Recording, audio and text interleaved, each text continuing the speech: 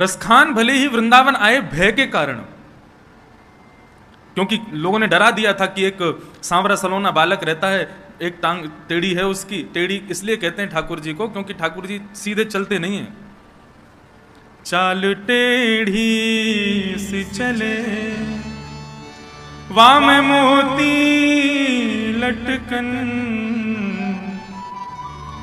एक तो चाल भी टेढ़ी मेढ़ी चलते हैं और वहां में भी मोती लटकन। ठाकुर जी मुकुट में कभी कभी मोतियों का गुच्छा लटका रहता है ठाकुर जी के। एक तो टेढ़े चलते हैं और फिर वहां में भी वो मोती का जो गुच्छा है वो आगे पीछे हिलता है। चाल टेढ़ी सी चले वाम मोती लटकन, डोले ब्रज कुंजों में झूम के राधा रमन। चाल टेढ़ी सी चले। एक तो ठाकुर जी टेढ़े, और ठाकुर जी टेढ़ी अदा से ही चलते हैं। वेणु गीत में ही उस भाव का वर्णन किया गया कि ठाकुर जी टेढ़े क्यों चलते हैं। कोई हड्डी टेढ़ी है क्या कोई दिक्कत है पूरे अंग में जो टेढ़े मेढ़े चलते हैं? खड़े भी सीधे नहीं होंगे, टेढ़े मेढ़े से ही होंगे। पूरे दिन पांव ऐसे लगा के खड़े रहते हैं, दर्द नहीं होता पैरों में? वेणु गीत या युगल गीत मुझे स्मरण नहीं है, दोनों में से किसी गीत में ऐसा वर्णन है कि ठाकुर जी टेढ़ी मेढ़ी चाल क्यों चलते हैं। बोले चाल चलते नहीं है, एक प्रयोजन है उसके पीछे भी। वो प्रयोजन क्या है? बोले कि भूदेवी जो है, पृथ्वी जो है, ये भगवान की पत्नी है। ये धरती भगवान की पत्नी है और उसको सुख देने के लिए ठाकुर जी पधारे हैं। और एकमात्र कृष्णावतार ऐसा अवतार है और एकमात्र वृंदावन ऐसी भूमि है जहां पर पूर्ण परब्रह्म श्री कृष्ण बिना पादुका के रहे जब तक रहे। ठाकुर जी ने अपने चरणों में पादुका नहीं पहनी। क्यों? बोले जब ठाकुर जी चलते हैं तो पृथ्वी दृष्टिपूतम निषेध पादम, अपनी भूदेवी को देखते हुए चलते हैं। और जहां कहीं भी ठाकुर जी को हल्का सा कोई गड्ढा मिलता है या गाय के खुरों का गड्ढा मिलता है तो ठाकुर जी के मन में विचार आता है ये हमारी भूदेवी पत्नी के भीतर ये गड्ढा होके इसको कष्ट दे रहा है, इसके कष्ट का मरहम केवल हमारे श्री चरणार बिंद हैं। तो जहां कहीं भी ठाकुर जी को गड्ढा दिखता है ठाकुर जी वहीं चरण रखते हैं। तो एक गड्ढा यहां तो दूसरा वहां, तो सीधे वहीं कूदते हैं। इसलिए ठाकुर जी जब चलते हैं तो उछल उछल के चलते, सीधे नहीं चलते, कूद कूद के चलते हैं। ऐसी ठाकुर जी की चाल है। ये सुख केवल वृंदावन को प्राप्त है और किसी अन्यत्र क्षेत्र को प्राप्त नहीं है कि वे ठाकुर जी के अनावृत। देखिए हरिद्वार की महिमा किससे है? हरिद्वार की महिमा गंगा जी से। बद्रीनाथ की महिमा विशाल हिमालय के पर्वतों से है। जगन्नाथपुरी की महिमा समुद्र से है, रथ यात्रा से है, भात से है। द्वारिका की महिमा द्वारिकाधीश की आरती से है। आप कभी द्वारिकापुरी जामे तो वहां की आरती का दर्शन कीजिएगा। अब देखो जो सुख हमको मिला वो तो आपको मिलेगा नहीं, क्योंकि आरती में वहां सबको रुकने नहीं देते, जल्दी जल्दी भगाते हैं। लेकिन हम पर इतनी कृपा है, हम जब भी द्वारिकाधीश के यहाँ जाते हैं आरती में सामने ही बैठते हैं। और द्वारिकाधीश की आरती ऐसी होती है कि रोम रोम प्रफुल्लित हो जाता है, लगता है कि यहां सामने राजाधिराज खड़े हैं। तो द्वारिका की महिमा वहां की आरती से है।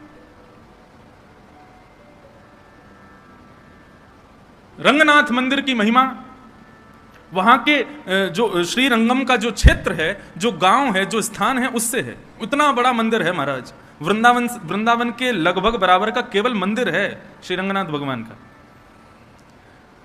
सब तीर्थों के, सब स्थानों के आकर्षण के केंद्र, महिमा के केंद्र अलग अलग हैं, लेकिन श्रीधाम वृंदावन की आकर्षण का केंद्र क्या है? जगन्नाथपुरी का समुद्र श्रेष्ठ है, बद्रीनाथ के पर्वत श्रेष्ठ हैं, हरिद्वार की गंगा श्रेष्ठ है, लेकिन वृंदावन का तो कण-कण श्रेष्ठ है, क्योंकि कण-कण में ठाकुर जी विद्यमान है। यहां का प्रत्येक कण कृष्णमय है, कृष्ण स्वरूप है।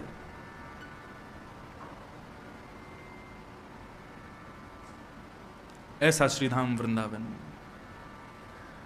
और उस वृंदावन की ठाकुर जी की लीलाओं का हम लोग दर्शन कर रहे हैं, श्रवण कर रहे हैं।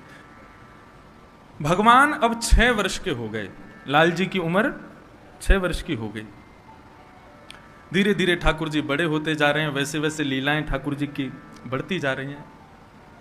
अब ठाकुर जी धीरे धीरे बछड़ा बछियाओं के संग संग गायों को भी चराने जाते हैं। और गाय चरा करके जब लौटते हैं तो ठाकुर जी का जो रूप माधुरी है उसका वर्णन श्री शुकाचार्य जी कर रहे हैं।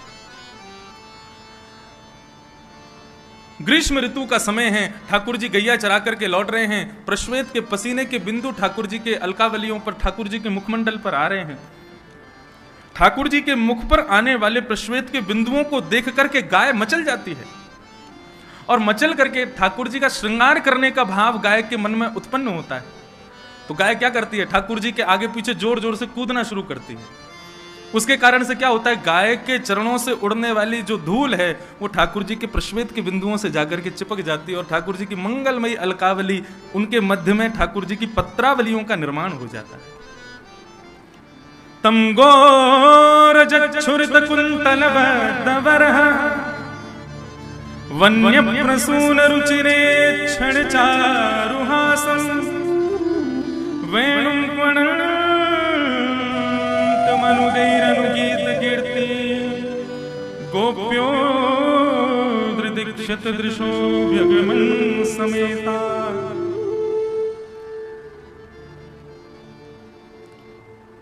लाल जी को अपने श्रृंगार में सबसे ज्यादा प्रिय है पत्रावली का श्रृंगार, जो इस प्रकार चंदन घिस के बिंदी बिंदी बिंदी लगाते हैं, ठाकुर जी के यहाँ गुलाई बना देते हैं। इस प्रकार से जैसे एक केसर की बिंदी, फिर एक लाल बिंदी, फिर केसर बिंदी, लाल बिंदी, इस प्रकार ठाकुर जी की पत्रावली। ये पत्रावली कहां से शुरू हुई? लाल जी गैया चरा करके लौट रहे थे तो प्रश्वेत के बिंदुओं को देख करके गायों ने उछल करके अपने चरण की रज ठाकुर जी के मुखमंडल पर पहुंचा दी। जैसे ही ठाकुर जी गैया चरा करके नंद भवन पहुंचे तो यशोदा मैया सबसे पहले लाल जी की नजर उतारती है। और आज जैसे ही यशोदा मैया मुख्य द्वार पर आई, मुख्य द्वार पर आकर के अपने लाला के मुखमंडल को देखो है, तो देखते ही यशोदा मैया भी आज नजर उतारनी भूल गई। इतने सुंदर ठाकुर जी लग रहे हैं। यशोदा के मन में आ रही है कहीं आज मेरी नजर मेरे लाला को ना लग जाए। वादन से जब गर्मियों का श्रृंगार रहता है, क्योंकि चंदन ठंडा होता है इसलिए शीतकाल में नहीं लगाया जाता, गर्मियों की सेवा में ठाकुर जी को पत्रावली का श्रृंगार किया जाता है। क्योंकि यशोदा जी को लाल जी पत्रावली के श्रृंगार में बहुत अच्छे लगते हैं, बहुत प्रिय लगते हैं। और ये पत्रावली का श्रृंगार दिया किसने? गौ माता ने, गायों ने। ऐसे ठाकुर जी की मंगलमयी लीला चल रही है। एक धेनुकासुर नाम का एक असुर रहता है वृंदावन में। ये धेनुकासुर जो है ये गधे के रूप में था। भगवान को जब ये बात पता चली, ग्वाल बालों ने आकर के कही, बोले लाला एक धेनुकासुर नाम का एक दैत्य रहता है, वो अपने बगीचे में खेलने नहीं जाता, उसके बगीचे के आसपास यदि कोई पहुंच जाए तो वो मारने आ जाता है, तू वाको वध कर दे। लेकिन ठाकुर जी के मन में कोई और लीला चल रही है। लाल जी कह रहे हैं धेनुकासुर का वध मेरे हाथों होना जरूरी नहीं है, मेरे हाथों यमुना को अपवित्र करने वाला विषैला जो नाग है कालिया, उसका वध होना बहुत जरूरी है। और कालिया के वध के लिए दाऊ दादा का हमारे साथ में वन ना जाना बहुत जरूरी है। क्यों? बोले बलराम जी कौन है? शेषावतार, शेष नाग ही तो हैं। और बोले नाग के सामने दूसरे नाग को मारेंगे, उसको देखने में अच्छा थोड़ी लगेगा। वो कितने भी हमारे बड़े भैया हों, लेकिन अपनी जात का पक्ष तो लेंगे, अपनी प्रजाति का पक्ष तो लेंगे। ऐसी कोई लीला की जाए कि दाऊ दादा हमारे साथ एक दिन वन जाने से चूकें और हम कालिया नाग को मारें। अच्छा ठाकुर जी ये लीला क्यों कर रहे हैं? बहुत ध्यान से सुनना। बदला लेना चाह रहे हैं बलराम जी से। बड़े भैया और छोटे भैया, दो भाई जिस घर में होते हैं उनको पता होगा, बड़ा भैया हमेशा कहा करे छोटे भैया को चिढ़ाते ही रहे। और ठाकुर जी को बहुत चिढ़ाते हैं दाऊ दादा, इतना चिढ़ाते हैं, इतना चिढ़ाते हैं, सूरदास जी ने तो एक पद लिख दिया। एक दिन ठाकुर जी रोते रोते मैया के पास पहुंच गए और मैया से जाके बोले, मैया तू मेरी बात सुन ले आज। मैया बोली कहा बात है लाला? रूठ के बैठ गए, बोले मैं खेलन नहीं जाऊंगा आज। बोले क्यों ना जाएगा? तब ठाकुर जी गा रहे हैं सूरदास जी की वाणी में, इतना सुंदर भाव है। इस सुंदर भाव के चित्रण को अपने मन में बनाइएगा। कैसे लग रहे हैं ठाकुर जी? मैया मोहे दाहू बहुत खिजावे, मैया मोहे दाहू बहुत खिजावे। मैया या दाऊ को तू समझा ले, 24 घंटा मेरे पीछे पड़ो रे, मुंह को बहुत बहुत चिढ़ावे। और खिजावे को मतलब एक हमारी ब्रज भाषा में खींच रहे हो मतलब चिड़चिड़ा रहे हो, मतलब अब खींचना कैसे बताएं, क्या कहेंगे खींचने को? चिढ़ना ही कहते हैं। देख कितना खींच रहा है, मतलब चिढ़ रहा है? रिसियारो, अभी रिसियानो ना समझेंगे सब रे। रिसियाना समझते हैं? कितनों रिसियारो, रिसियाने को मतलब क्रोध में भर करके मुट्ठी बांध करके और फिर उल्टा सीधा बोलना, वो उस समय उसको बोलते हैं रिसियाना। गुस्सा, चिढ़ करके गुस्सा जो आता है उसको कहते हैं खींचना। लाल जी कह रहे हैं मोए दाऊ बहुत खिजावे, मुंह को बहुत चिढ़ावे। मैया बोली क्यों रे लाला, कहा के ही दाऊ ने तोते? तब लाल जी कह रहे हैं मुंह सो कहत मोल को लीनो, मुंह सो कहत मोल को लीनो, तू जसमत कब जाए मैया मोहे दाऊ बहुत खिजावे। क्या कहवे? दाऊ कहा कहवे तोते? बोले मोसो कहत मोल को लीनो, मोते के लाला तो हम आधी रोटी पे लेके आए, कहीं ते तू यशोदा को थोड़ा ही है, तू यशोदा को लाला ना है तो को तुम आधी रोटी पे ले आए, कहीं ते मांग लाए हम। यशोदा मैया बोली अरे लाला तू दाऊ की बातन पे विश्वास क्यों करे? वो तो ऐसे ही बोलता रे। बोले मुंह को विश्वास करना पड़े। बोले क्यों? बोले दाऊ अगली बात कहा कहवे,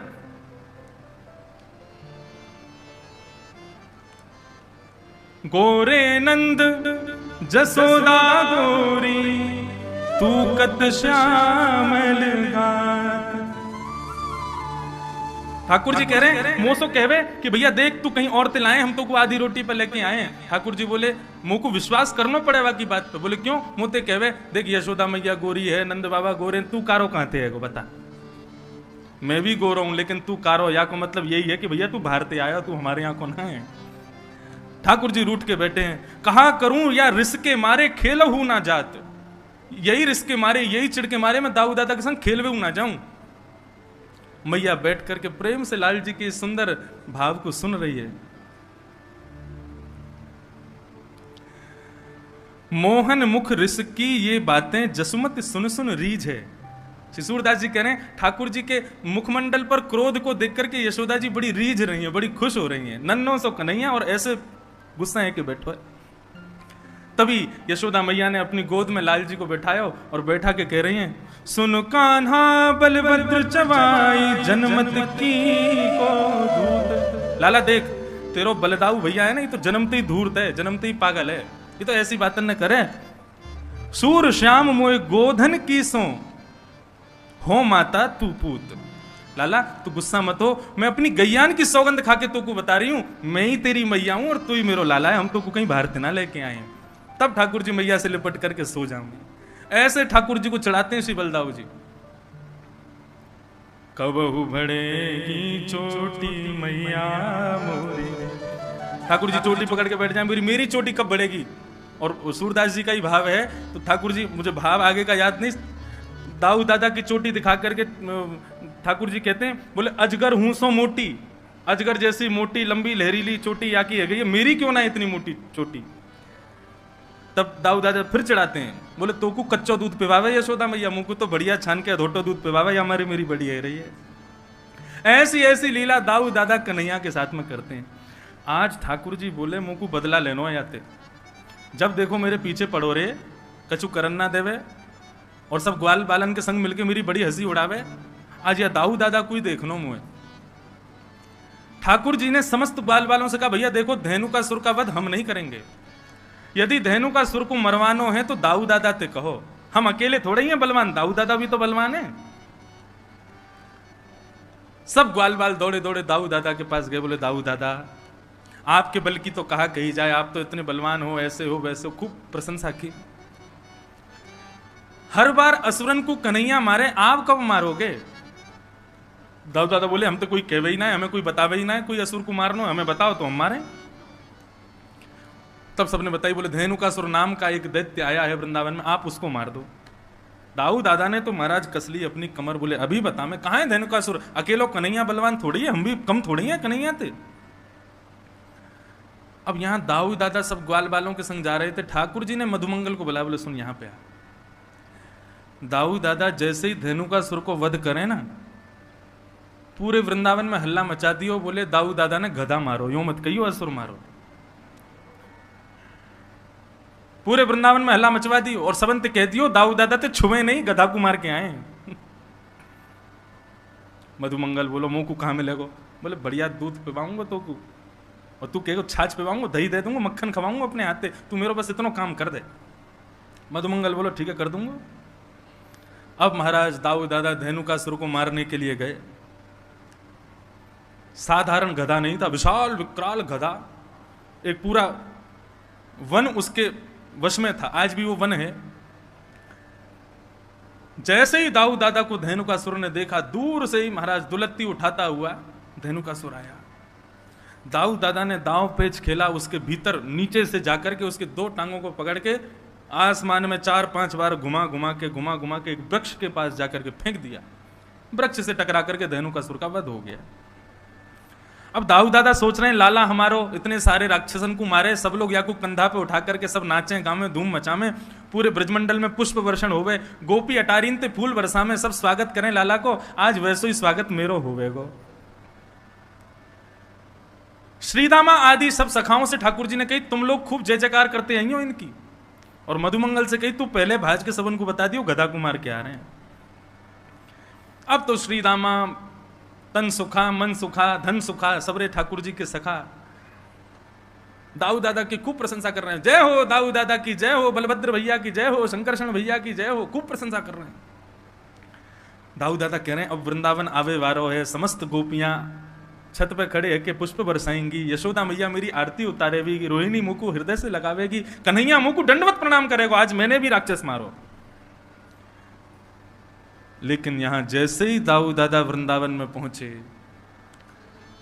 गोपियां सामने से निकले और मुंह पे हाथ धर के खूब जोर से हंसे। ग्वाल बाल बगल से निकले तो हंसी मजाक करते हुए निकले, अरे दाऊ दादा तुमने तो नाक कटा दी आज हमारी। अटारीन पे गोपियां सब खड़ी हैं लेकिन मुंह को ढक करके खड़ी हैं और जोर जोर से हास परिहास कर रही हैं। दाऊ दादा जिस गली से निकले वहां यदि समूह होता तो सब अरे भागो भागो भागो, यदि छुवियों मत गधा को मार के आयो है।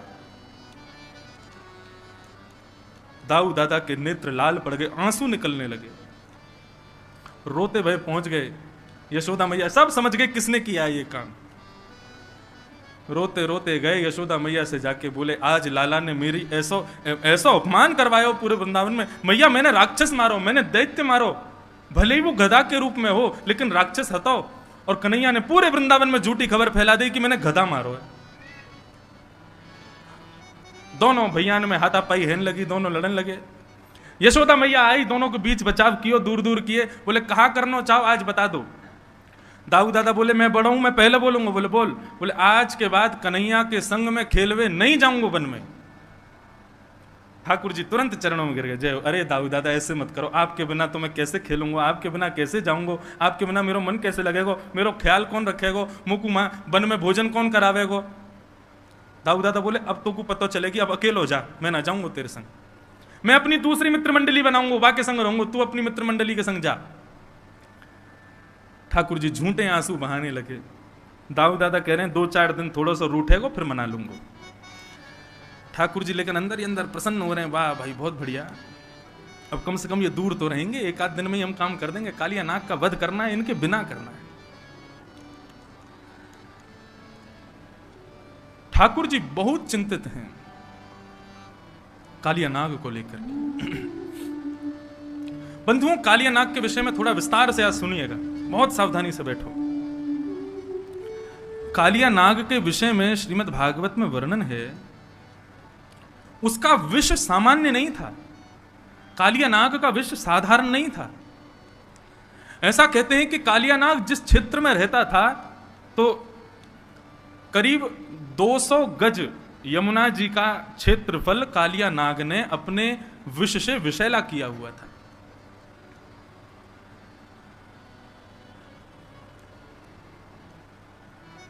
कालिया नाग जिस क्षेत्र में रहता है, पुरिया धनाश्री जिस क्षेत्र में रहता है, उस क्षेत्र के आकाश में करीब 100 मीटर ऊपर तक भी यदि कोई पक्षी उड़ता है तो यमुना जी से निकलने वाले विष की जो भाप है उस भाप से ही वो मर जाता है।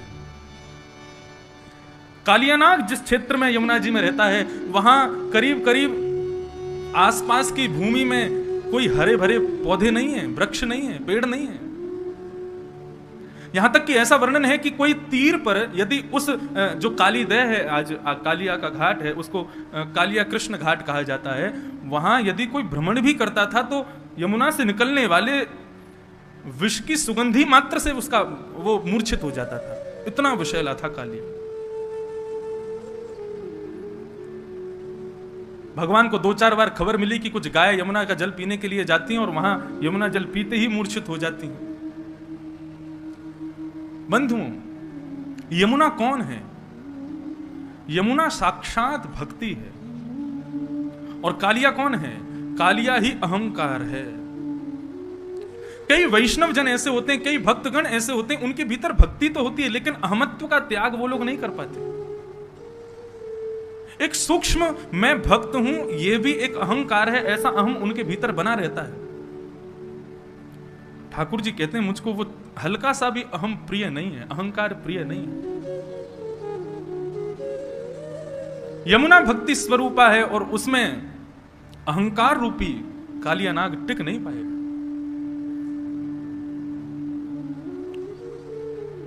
यमुना के तीर पर हरियाली नहीं है, इसका भाव यह है कि जिस व्यक्ति के अंदर भक्ति तो है लेकिन अहमत्व रहता है, उसके आसपास दूर दूर तक भी भगवान की कृपा प्रकट नहीं होती, भगवान की कृपा विद्यमान नहीं होती। इसलिए बंधु, भक्त बने तो सबसे पहले इस चीज का विशेष ध्यान रखें कि हमारे भीतर अहमत्व ना हो। गोपियों यथा ब्रज गोपिका नाम, नारद भक्ति सूत्र में श्री नारद जी महाराज कहते हैं कि ब्रज की गोपियां उनसे बड़ा कोई भक्त नहीं है, लेकिन रास करते करते उनके भीतर भी एक अहमत्व की गंध तो आई थी, जिसके कारण ठाकुर जी वहां से भी अंतर ध्यान हो गए। आज इतनी कथाएं हम लोग सुनते हैं, इतना भगवत नाम हम लोग गाते हैं, इतने नाम जप हम लोग करते हैं, इतनी ठाकुर जी की सेवा हम लोग करते हैं, फिर भी ठाकुर जी का किंचित मात्र भी अनुभव हमको क्यों नहीं होता? क्योंकि किसी ना किसी रूप में अहम तो भीतर है। कालिया नाग हमारे भीतर बैठा है।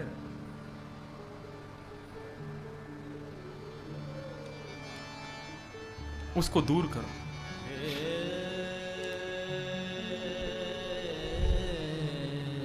लेकिन एक आश्चर्य की बात, काली दह पर एक भी वृक्ष नहीं है, एक भी हरियाली नहीं है, एक भी घास नहीं है विष के कारण, लेकिन एक कदम्ब का वृक्ष है जिस पर चढ़कर के भगवान कूदे थे।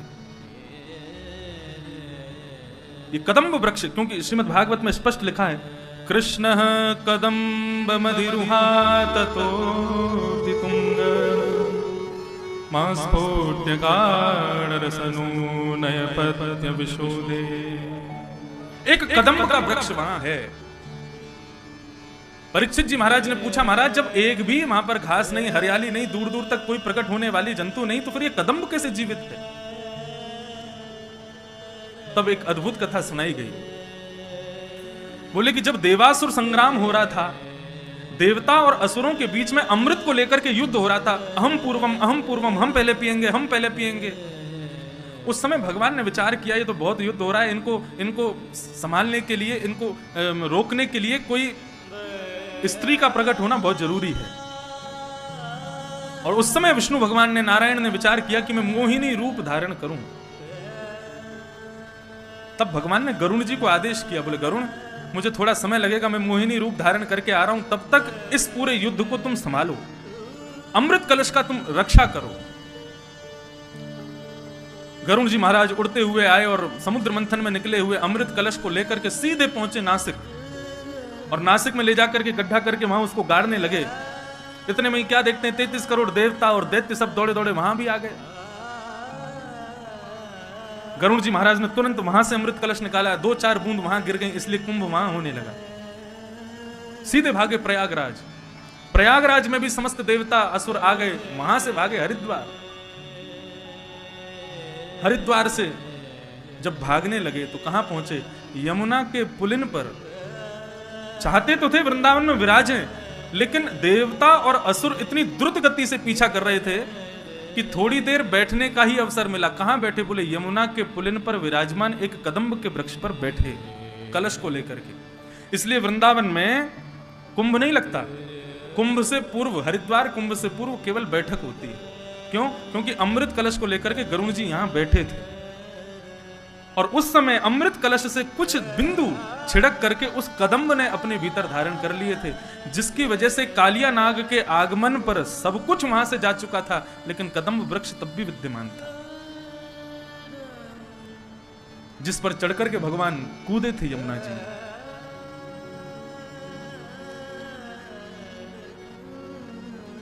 एक कदम्ब वृक्ष था बस। आज प्रातः काल का सूर्य उदय हुआ, अपनी समस्त ग्रहचर्याओं को निवृत्त होकर के ठाकुर जी अपने समस्त ग्वाल मंडली के साथ में कंडुक क्रीड़ा करने के लिए यमुना पुलिन पर जाने लगे।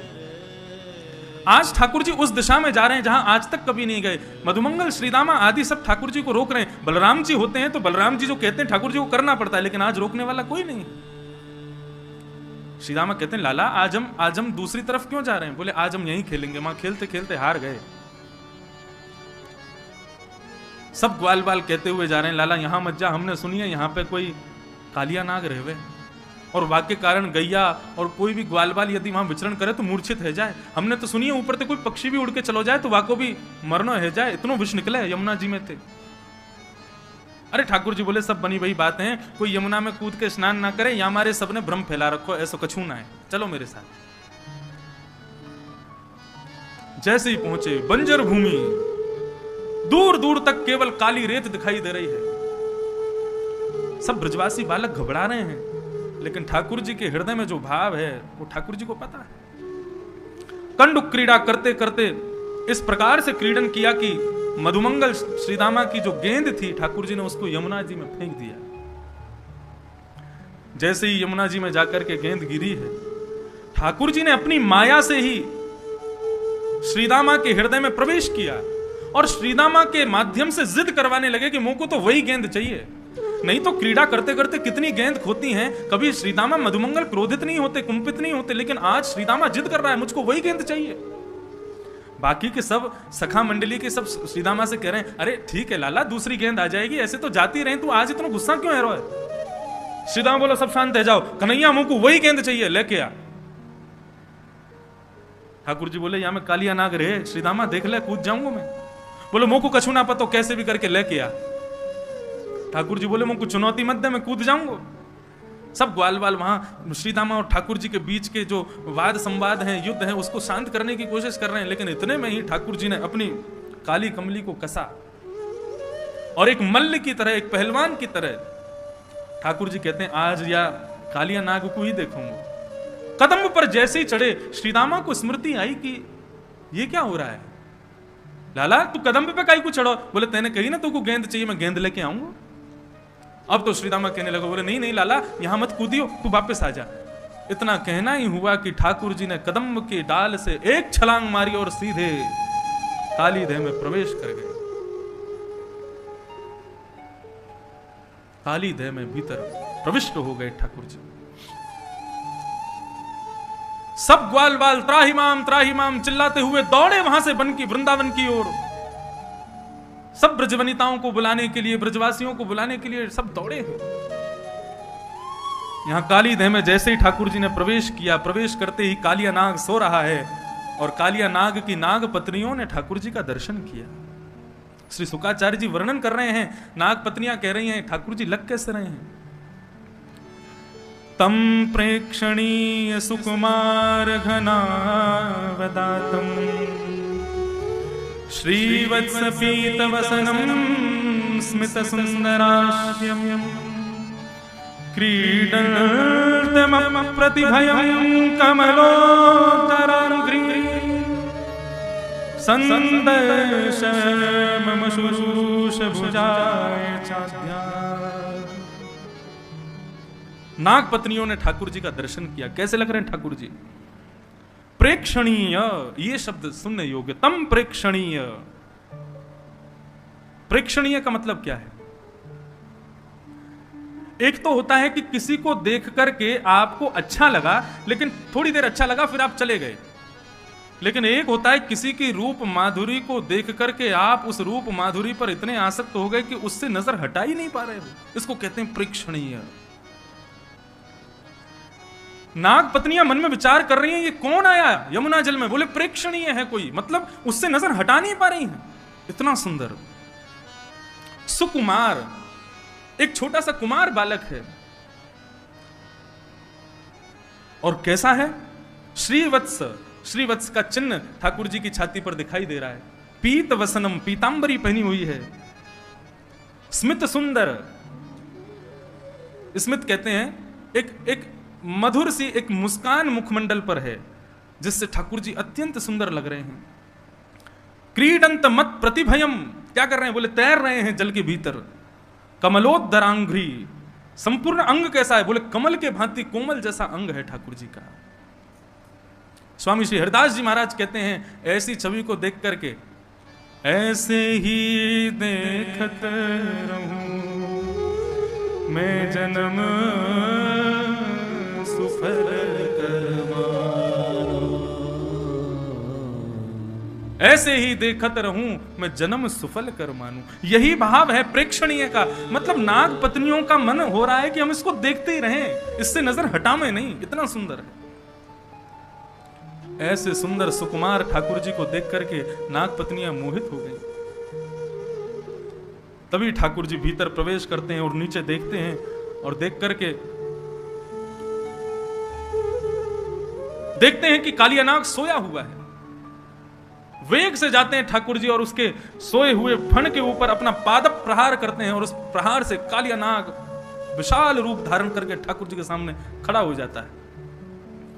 एक तो सर्प गुस्सैल होता है, और उसमें भी सोए हुए सर्प को छेड़ दिया जाए तो उस समय उसका क्रोध इतना भयंकर होता है कि यदि किसी को डस दे तो दुनिया की कोई ताकत उसको बचा नहीं सकती।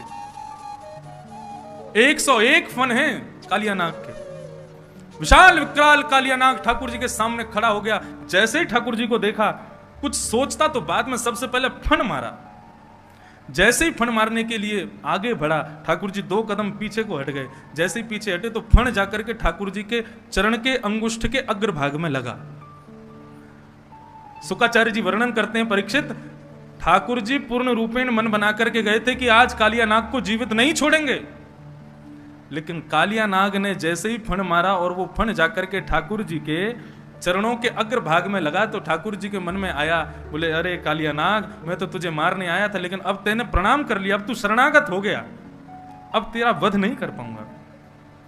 शरण गए प्रभु ताही न त्यागा, त्याग नहीं सकता तुझे मैं। अब पीछे हट गए ठाकुर जी। जैसे ही नीचे फण मारा तो फण नीचे जमीन में लगा, उससे और ज्यादा लग गई कालिया नाग के, तो और कुंपित हो गया, क्रोधित हो गया। आबाल वृद्ध बनिता सर्वेंग पशुवृत्तय, सब दौड़े दौड़े आए। जैसे ही पूरे वृंदावन में पता चला कि ठाकुर जी काली देह में कूद गए हैं, छोटे छोटे बालक, बड़ी वृद्ध माताएं, युवती, गोपियां, सब दौड़े हैं यमुना पुलिन की ओर। और ऐसा वर्णन करते हैं कि दौड़ करके वहां खड़े होकर देख नहीं रहे, सब दौड़ करके काली देह में कूदने को ही तत्पर हो रहे हैं। इतने में ही बलराम जी पहुंचे, और बलराम जी ने जाकर के काली देह के किनारे पर समस्त गोपांगनाओं को, समस्त ब्रजवासियों के चरणों में प्रणाम करके सबको रोका कि कृष्ण प्राणान निर्विशस्तो नंदादीन विक्षयतम हृदम।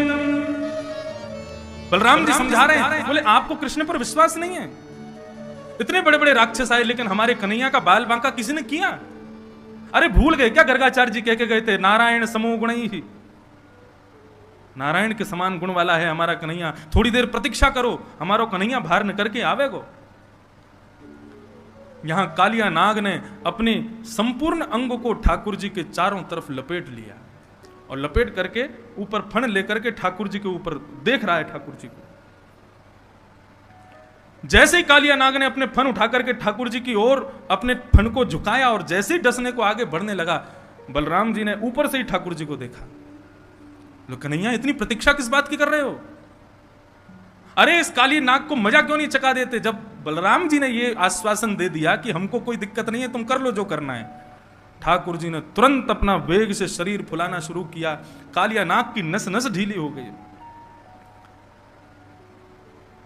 कालिया नाग को लगा यदि अभी मैंने इस बालक को नहीं छोड़ा तो पूरा शरीर फट जाएगा मेरा।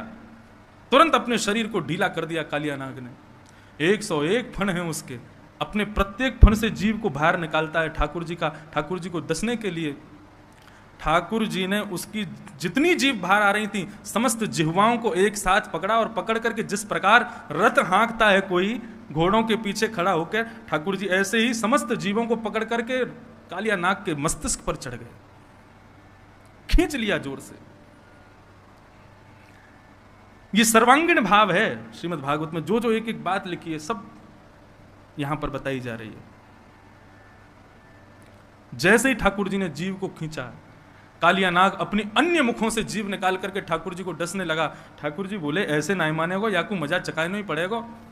जिस जिस मुख से अपना फण बाहर निकालता है उस फण पर ठाकुर जी अपनी एड़ी दबाते हैं, चरण नहीं रखते हैं, अपने चरण के पिछले भाग से उसके मस्तिष्क को रोंदते हैं।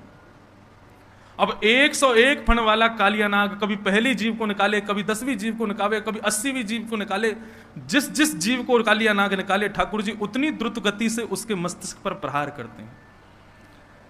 करते करते इतनी तीव्र गति से, इतनी द्रुत गति से ठाकुर जी वहां पर कूदने लगे कि आकाश में दर्शन कर रहे समस्त देवताओं को लगने लगा कि ठाकुर जी कहीं तांडव नृत्य तो नहीं कर रहे। समस्त देवता बोले अरे मृदंग लाओ, गाजे बाजे लाओ, भैया राग रागनी गाओ, हमारे श्याम सुंदर आज नृत्य कर रहे हैं। यहां बेचारो कालिया नाग मरो जा रहे और आकाश में सबको लग रही है कि ठाकुर जी नृत्य कर रहे हैं। गंधर्व सिद्ध सुच सुरचारण देव बद्ध प्रत्या मृदंग पणवान कवाद्य गीता। सारे देवता गंधर्व आकाश में मृदंग बजाने लगे, कांसे बजाने लगे, गीत गाने लगे, पुष्प वर्षण करने लगे। बोले आज हमारे ठाकुर जी नृत्य कर रहे हैं। शुक्राचार्य जी कह रहे नृत्य हो नहीं रहा है, लेकिन सबको लग रहा है कि ठाकुर जी नृत्य कर रहे हैं।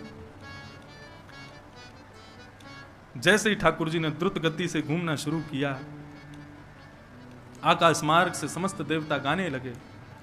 तांडव गति मुंडन पर, तांडव गति मुंडन पर, तांडव गति मुंडन पर, तांडव गति मुंडन पर, निर्तत बनवारी, तांडव गति मुंडन पर, निर्तत बनवारी, तांडव गति मुंडन पर, तांडव गति मुंडन।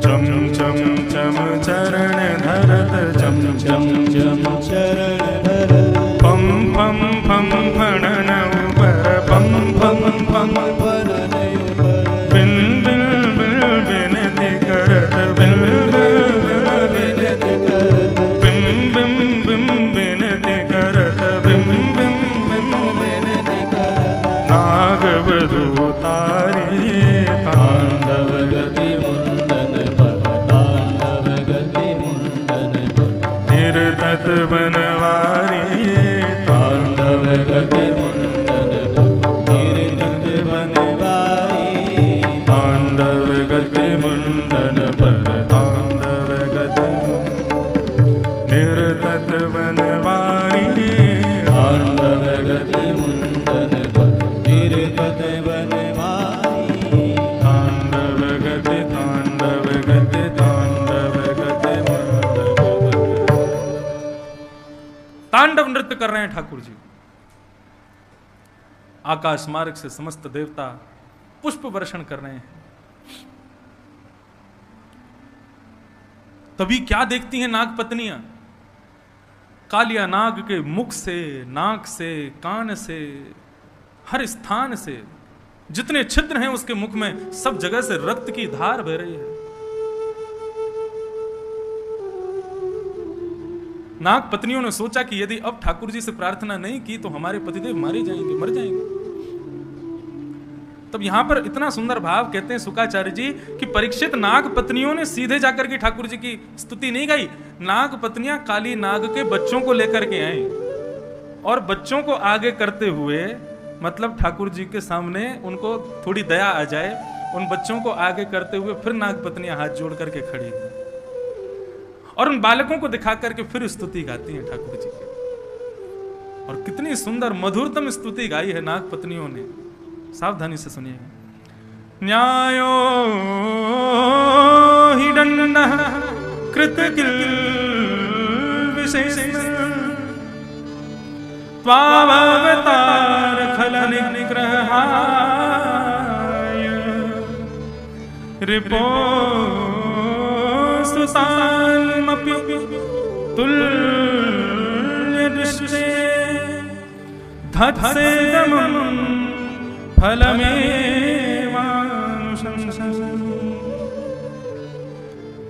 नाग पत्नियां कह रही हैं, हे प्रभु, न्यायो ही दंडः कृतकिल विशेषमिन। किलविश कहते हैं पापी को, पाप को। पाप करने वाले को दंड मिलना चाहिए, वही न्याय है प्रभु। लेकिन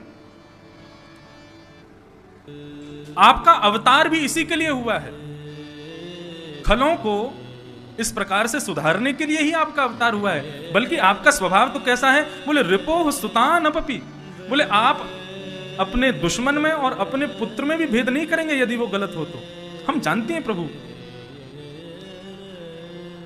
आपका स्वभाव मंगलमय है, निर्मल है, लेकिन हम तो ऐसा समझती हैं कि हमारा पति पापी नहीं है, इसने पाप नहीं किया है। तो बोले क्या है, बोले धत्से दमम अनुग्रहोयम भवतः कृतो ही नो। हमारा पति पापी होता तो आप दंड देते, लेकिन आप दंड नहीं दे रहे हैं, आप तो हमारे पति के ऊपर, कालिया नाग के ऊपर कृपा कर रहे हैं। अपने चरणार विंदों को उसके प्रत्येक मस्तिष्क पर रख करके आप कृपा कर रहे हैं। भगवान बोले आपको इसमें कृपा का दर्शन कहां से हो रहा है, इसमें मेरी कृपा कहां दिख रही है, मैंने क्या दुर्गति कर दी कालिया नाग की और आप कह रहे हो मैं कृपा कर रहा हूं। तब गोपियां कितनी अच्छी बात कहती हैं, ननाकपृष्ठं न च सार्वभौमं न पारमेष्ठं न रसाधिपत्यं न योगसिद्धि अपुनर्भवं वा वाञ्छन्ति यत्पादरजोऽभिषेकम् वाञ्छन्ति यत्पादरज प्रपन्ना। श्रीमद् भागवत में ये श्लोक अनेक जगह है, एक जगह पर अलग भाव है। यहां पर कालिया नाग की पत्नियां क्या कह रही हैं, आप हमारे पति के ऊपर कृपा कर रहे हैं, उसको मार नहीं रहे हैं। भगवान बोले इसमें कृपा का दर्शन कहां हो रहा है। बोले एक बात बताइए, सर्वश्रेष्ठ जो भक्त होते हैं आपके, उनको आप क्या कहते हैं। भगवान बोले प्रपन्न। प्रपन्न में और भक्त में अंतर क्या है। भक्त किसे कहते हैं, जिसको राधा रमण जी की याद करनी पड़ती है, जिसको राधा रमण जी के दर्शन के लिए वृंदावन आना पड़ता है, जिसको राधा रमण जी की मंगला के लिए सुबह 4 बजे उठना पड़ता है, उसको कहते हैं भक्त। मतलब जो ठाकुर जी को याद करने की कोशिश करे उसको कहते हैं भक्त, लेकिन जो याद में ही पड़ा रहे उसको कहते हैं प्रपन्न। जो कभी ठाकुर जी की विस्मृति जिसको होती ही नहीं है उसको प्रपन्न कहते हैं। और हमारे श्री वैष्णव रामानुज संप्रदाय में भक्त को श्रेष्ठ नहीं बताया। श्री कृष्ण गोविंद हरे मुरारे, हे नाथ नारायण वासुदेव। श्री कृष्ण गोविंद हरे मुरारे, हे नाथ नारायण वासुदेव। श्री कृष्ण गोविंद हरे मुरारे, हे नाथ नारायण वासुदेव। श्री कृष्ण गोविंद हरे मुरारे, हे नाथ नारायण वासुदेव। हे नाथ नारायण वासुदेव। हे नाथ नारायण वासुदेव। श्री कृष्ण गोविंद हरे मुरारे, हे नाथ नारायण वासुदेव।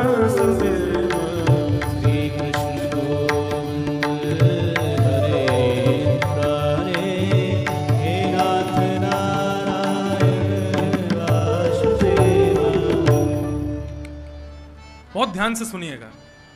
मुझे वास्तव में इतना आनंद आया जब नागपत्नियों की स्तुति सुनी। वो कितने बुद्धिमत्ता से, कितनी बढ़िया तरीके से अपने पति को बचा रही हैं। वो भगवान से कहती है, प्रभु आपके विशिष्टतम भक्त को क्या कहा जाता है? प्रपन्न। और प्रपन्न का अर्थ क्या होता है? जो आपको याद करता है कभी कभी, उसको भक्त कहते हैं, या जिसको याद करने के लिए कोशिश करने, या फिर इतना कहें, समझिए, भगवत प्राप्ति के लिए जो साधनों का सहारा लेवे उसको कहते हैं भक्त, और बिना साधन के साध्य की प्राप्ति कर ले उसको कहते हैं प्रपन्न। जैसे कि मैं माला क्यों जप रहा हूं, मेरे हाथ में माला क्यों है? बोले माला जप रहा हूं, बिना माला के मुझसे नाम जपा नहीं जाता। तो आप भक्त हो, आप साधक, आप प्रपन्न नहीं हो। आपको माला की जरूरत है तभी नाम जप पाओगे, नहीं तो नहीं जप पाओगे। अरे आज वेंकटेश भगवान कैसे लग रहे हैं? बोले उसके लिए तो यहां से जाना पड़ेगा, तिरुमला जाना पड़ेगा, तिरुमला से तिरुपति जाना पड़ेगा, लाइन में लगना पड़ेगा, तब जाके वेंकटेश भगवान के दर्शन होंगे, तब बताएंगे कैसे लग रहे हैं। भक्त का मतलब होता है साध्य की प्राप्ति के लिए साधन की आवश्यकता, और प्रपन्न का मतलब है साधन के बिना ही साध्य की प्राप्ति। एक प्रपन्न भक्त की कथा सुनाएं।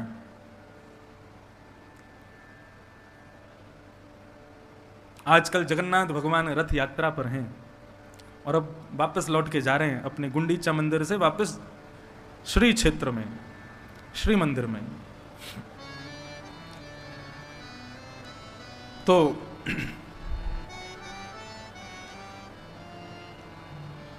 ये बात है 17वीं सदी की।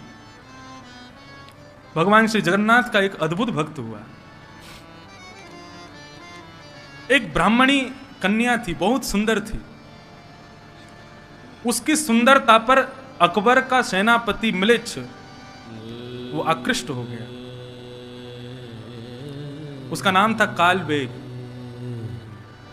उस ब्राह्मणी कन्या का हरण करके, बहुत ध्यान से सुनिएगा सब लोग इस कथा को, कालबेग ने उस ब्राह्मणी कन्या का हरण कर लिया और हरण करके ले गया और उस ब्राह्मणी कन्या का गर्भाधान कर दिया। उस कन्या ने विचार किया कि मैं समुद्र में कूद करके अपने प्राणों का परित्याग कर दूं, लेकिन मन में विचार करती है कि मेरे गर्भ में भले ही पिता कोई भी हो, लेकिन मेरा बालक है। मेरे साथ जो कुछ भी मेरे जीवन में हुआ मैं उसको भूल जाऊं, लेकिन मैं एक बालक को भगवान का परम भक्त बनाऊं। ये भावना उसके हृदय में आई और तब उस ब्राह्मणी कन्या ने एक बालक को जन्म दिया। हठ पूर्वक उसके पिता ने, अपना नाम था कालबेग, तो उसका नाम रख दिया सालबेग। सालबेग सालबेग बचपन से ही अपनी मैया से श्री जगन्नाथ जी की मंगलमयी कथाओं को श्रवण करता था। श्री जगन्नाथ जी की रथ यात्रा कैसे होती है, जगन्नाथ जी का भात कैसे बनता है, जगन्नाथ जी का रूप कैसा, बलभद्र सुभद्रा कैसे हैं, ये सब अपनी मैया से सुनता था।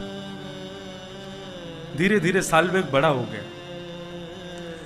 एक दिन सालबेग अपने घर की छत पर बैठा था, तभी वो देखता है कि अड़ोस पड़ोस के लोग सामान बांध करके बैलगाड़ियों में बैठ करके और जा रहे हैं। उसने अपनी माँ से पूछा, माँ ये सब लोग कहाँ जा रहे हैं? तब उसकी माँ ने बताया, बोले बेटा ये सब लोग श्री जगन्नाथपुरी जा रहे हैं, जगन्नाथ भगवान की रथ यात्रा में जा रहे हैं। जैसे ही सालबेग ने सुना जगन्नाथ जी की रथ यात्रा, उछलने लगा, मचलने लगा, माँ मैं भी जाऊं इनके साथ में, मुझे भी दर्शन करना है। सालबेग की माँ ने कहा, बेटा तुम ऐसे कुल में उत्पन्न हुए हो कि तुमको जगन्नाथ जी के दर्शन का सौभाग्य कभी नहीं मिलेगा। आज भी जगन्नाथ भगवान के दर्शन गैर हिंदुओं को नहीं प्राप्त होते, बस तब जब रथ यात्रा में आते तभी दर्शन का सौभाग्य मिलता है। सालबेग की मां ने कहा, यदि तुम गए भी तो तुम्हारा पिता रुष्ट हो जाएगा, तुम्हारी अनुपस्थिति में कुछ भी कर सकता है मेरे साथ। इसलिए बेटा यहीं बैठ करके जैसा मैंने तुमको बताया ऐसे ही जगन्नाथ जी के मंगल में दर्शन किया करो। सालबेग रुदन करने लगा। 700 कोस दूर है जगन्नाथ धाम, और सालबेग अपनी छत पर बैठ करके श्री जगन्नाथ जी के मंगलमय रूप का स्मरण करते हुए उड़िया भाषा में एक गीत गाता है। अब मुझे संपूर्ण तो नहीं आता, मैंने ये कथा लगभग आज से 5 वर्ष पहले जब जगन्नाथपुरी में कथा हुई थी तब कही थी, तब के बाद आज कह रहा हूं। आज ये प्रसंग सुनते समय प्रपन्न भक्त का स्मरण कर रहा था। कौन प्रपन्न भक्त, किसके बारे में बताऊं? अनेकों हैं, सभी प्रपन्न हैं, लेकिन तब स्मरण आया सालवेग का। सालवेग भगवान की वहीं बैठा बैठा स्तुति गाता, अद्भुत स्तुति। अहे नील शैल प्रबल तारण, अहे नील शैल प्रबल तारण, मुआरत नलनीव नकुर दशन, अहे नील शैल प्रबल तारण, मुआरत नलनीव नकुर दशन, अहे नील शैल। सालवेग गा रहा है, अरे नीलाचल पर्वत के मदमस्त हाथी जगन्नाथ। श्री जगन्नाथ भगवान जब रथ यात्रा के लिए जाते हैं, उस समय का स्वरूप कैसा होता है जगन्नाथ जी का। समस्त पंडा पुजारियों के कंधे पर हाथ रख करके जिस प्रकार एक हाथी गजगामन चाल, ऐसे जगन्नाथ भगवान सिड्डियों पर कूद कूद के आते हैं नीचे जब रथ यात्रा के लिए जाते हैं। और सीधे नहीं चलेंगे, आगे फिर पीछे, फिर आगे फिर पीछे। सालवेग ने कभी दर्शन नहीं किया अपने जगन्नाथ जी का, लेकिन अपनी मां से सुने हुए वचनों को केवल गा रहा है। अहि नील शैल प्रबल मत तारण, ए नीलाचल पर्वत के पर्वत यानी कि मत वाले हाथी।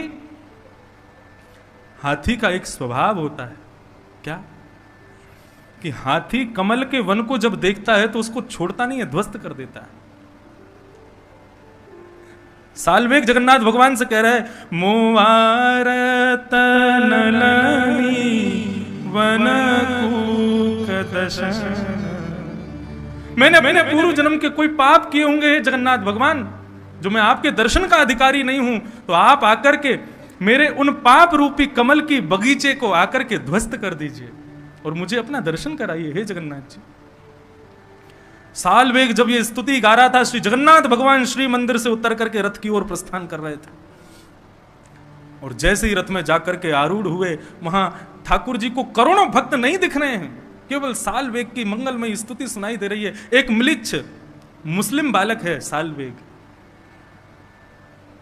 बलभद्र जी का रथ चल पड़ा, सुभद्रा का रथ चल पड़ा, करोड़ों की तादाद में भीड़ आ गई। जगन्नाथ भगवान के रथ को चारों ओर से घेर लिया। बड़े बड़े मदमस्त लोगों ने आकर के जैसे जगन्नाथ जी के रथ को खींचना शुरू किया। सुबह से शाम हो गई, लेकिन जगन्नाथ जी का रथ हिला नहीं वहां से। जगन्नाथपुरी का राजा आया, राजा ने आकर के भात भोग लगाया, रसगुल्ला भोग लगाया, ठाकुर जी के चरणों में बार बार प्रणाम कर रहे हैं, प्रभु हमसे कोई अपराध हो गया, आपका रथ आगे क्यों नहीं बढ़ रहा है। जहां तक दृष्टि पड़ रही है लोग खड़े हैं जगन्नाथ जी के रथ के आगे बढ़ने की प्रतीक्षा कर रहे हैं। राजा ध्यानस्थ होकर के बैठा, जगन्नाथ भगवान उसके स्वप्न में प्रकट हो गए और कहा, बोले आज मेरे रथ को खींचने के लिए एक भी व्यक्ति जगन्नाथपुरी में क्यों नहीं आया। राजा कहता है, प्रभु अपने नेत्र, विशाल नेत्रों को खोल के देखिए, जहां तक आप देखेंगे समुद्र के भांति लोग ही लोग खड़े हैं रथ को खींचने के लिए, आप कैसे कह सकते हैं कि एक भी भक्त नहीं है। जगन्नाथ भगवान रुदन करने लगते हैं और कहते हैं, हे राजन, आज मुझको केवल सालवेग दिख रहा है, मुझको और कोई दिखाई नहीं दे रहा। कैसे भी करो व्यवस्था करके सालवेग को बुलवाओ, वो आकर के जब रथ में हाथ लगाएगा तभी मेरा रथ आगे बढ़ेगा। आज राजा ने 700 कोस दूर पालकी भेजी और सालवेग अपने रथ पर, अपने छत पर खड़ा खड़ा रुदन कर रहा है, जगन्नाथ भगवान की मंगलमय स्तुति गा रहा है। राजा की समस्त लोग गए और जाकर के सालवेग को पालकी में लेकर के आए। करोड़ों लोग जो जगन्नाथ जी के दर्शन के लिए आतुर बैठे थे, लेकिन अब जगन्नाथ जी को कोई नहीं देख रहा, सब सालवेग की प्रतीक्षा कर रहे हैं। भाई कौन ऐसा भक्त है जिसके लिए जगन्नाथ जी आगे नहीं बढ़ रहे। एक म्लेच्छ का बालक सालवेग जब पालकी में बैठ करके उस करोड़ों जनसंख्या के बीच में प्रकट होता है, रथ पर बैठे हुए जगन्नाथ जी का विग्रह मानो मदमस्त होकर के मचलने लग जाता है। राजा को आज्ञा करते हैं, सालवेग को लेकर के आओ और आकर के मेरे हृदय से लगा दो। सालवेग पालकी से उतरता है, रथ पर चढ़ता है। करोड़ों लोग देख रहे हैं, जिन ठाकुर के दर्शन का अधिकार म्लेच्छों को नहीं है, आज वो म्लेच्छ का बालक सालवेग भगवान को आलिंगन करने जा रहा है। जगन्नाथ भगवान का पहली बार दर्शन साल्वेग करता है। मानो जगन्नाथ भगवान कहते हैं ये भुजाएं तेरे आलिंगन के लिए ही खड़ी की है मैंने साल्वेग, आ जा और मुझे अपने हृदय से लगा ले। साल्वेग जाकर के जैसे ही जगन्नाथ जी को अपने हृदय से लगाता है, जगन्नाथ भगवान का रथ बिना किसी के हाथ लगाए अपने आप बढ़ने लग जाता है। इसको कहते हैं प्रपन्नता। ये भक्त का लक्षण नहीं है, ये प्रपन्नता का लक्षण है।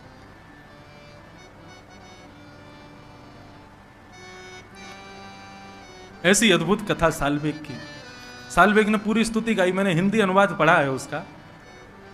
इतना अद्भुत भाव है, इतना सुंदर भाव है। श्री गिरधर लाल जी का तृतीय जन्मोत्सव जगन्नाथपुरी में होगा तो ये उड़िया भाषा का साल्वेग का गीत पूरा गाएंगे।